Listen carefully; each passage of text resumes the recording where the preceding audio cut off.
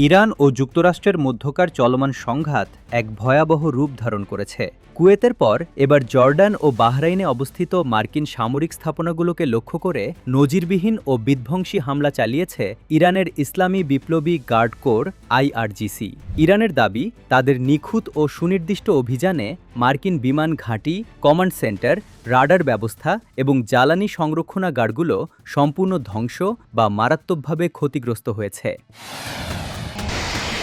ইরানের সর্বোচ্চ নেতাকে লক্ষ্য করে ৪ মাস আগে যুক্তরাষ্ট্রের শুরু করা যুদ্ধের জবাব এবং ইরানের ইলাম প্রদেশে একটি শিশু ক্যান্সার হাসপাতাল ও বেসামরিক পানীয় জল উৎপাদন কেন্দ্রে মার্কিন হামলার পাল্টা পদক্ষেপ হিসেবে অপারেশন ট্রু নাসর ২ এর আওতায় এই অভিযান চালানো হয়েছে বলে জানিয়েছে তেহরান। আইআরজিসির অ্যারোস্পেস ফোর্সের একটি সামরিক বিবৃতিতে জানানো হয়েছে, জর্ডানের আজরাক এলাকায় অবস্থিত মার্কিন সামরিক ঘাঁটিকে লক্ষ্য করে তাদের উন্নত খাইবার শেকান ব্যালিস্টিক ক্ষেপণাস্ত্র নিক্ষেপ করা হয়।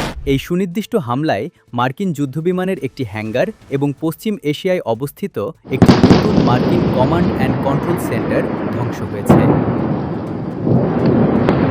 হামলার পর জর্ডানের জনগণের উদ্দেশ্যে সরাসরি এক বার্তায় আইআরজিসি বলেছে, মার্কিন ও জায়নবাদীদের অপরাধের অন্যতম প্রত্যক্ষদর্শী জর্ডানের জনগণ।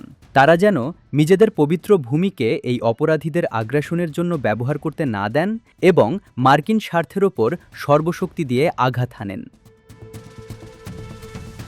জর্ডানের পাশাপাশি বাহরাইনের শেখ ইসা এলাকায় অবস্থিত মার্কিন ঘাঁটিতেও একযোগে হামলা চালিয়েছে আইআরজিসির নৌবাহিনী।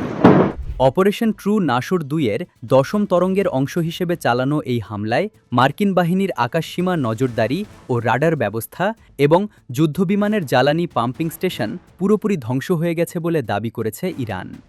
আইআরজিসি স্পষ্ট জানিয়েছে, এই সামরিক অভিযান এখনও চলমান রয়েছে।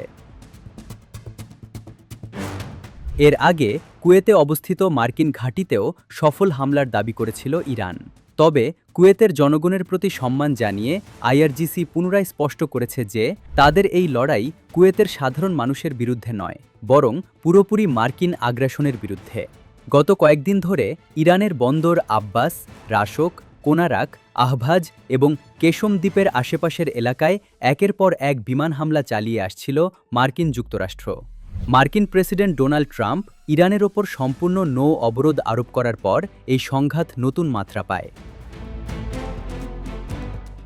যুক্তরাষ্ট্রের এই আগ্রাসী পদক্ষেপের জবাবে পাল্টা ব্যবস্থা হিসেবে ইরানের সেনাবাহিনী বৈশ্বিক জ্বালানি সরবরাহের অন্যতম প্রধান রুট হরমুজ প্রণালী সম্পূর্ণ বন্ধ করে দিয়েছে। বিশ্ব রাজনীতি ও অর্থনীতিবিদদের ধারণা, এই নজিরবিহীন হামলা ও পাল্টা হামলার জেরে মধ্যপ্রাচ্য এক দীর্ঘমেয়াদী ও ভয়াবহ যুদ্ধের দ্বারপ্রান্তে উপনীত হয়েছে।